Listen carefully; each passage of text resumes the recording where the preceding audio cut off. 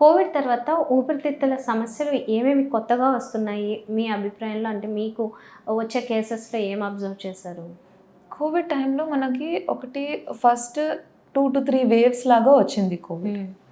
So అందులో last వేవ్లో కొంచెం సీరియస్ ఇన్ఫెక్షన్స్ తగ్గినాయి. ఫస్ట్ 2 వేవ్స్లో అయితే బాగా లంగ్స్ డ్యామేజ్ అయినాయి. సో చాలామందికి అప్పుడు సివియర్గా కోవిడ్ వచ్చిన వాళ్ళకి లంగ్ ఫైబ్రోసిస్ అనేది స్టార్ట్ అయింది.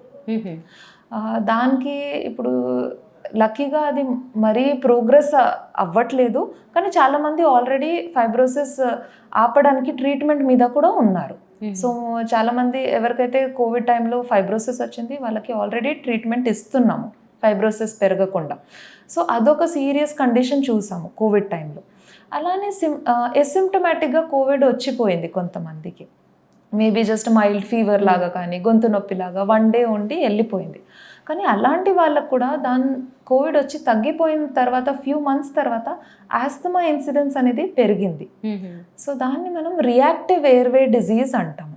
ఒక ఇన్ఫెక్షన్ వచ్చి తగ్గిపోయిన తర్వాత ఎయిర్వే సెన్సిటివ్ అయ్యి, ముందు మనకి డస్ట్ అలర్జీ, పోలన్ అలర్జీ ఇవన్నీ అంత సివియర్గా లేదు, వాళ్ళకి కొత్తగా స్టార్ట్ అయింది.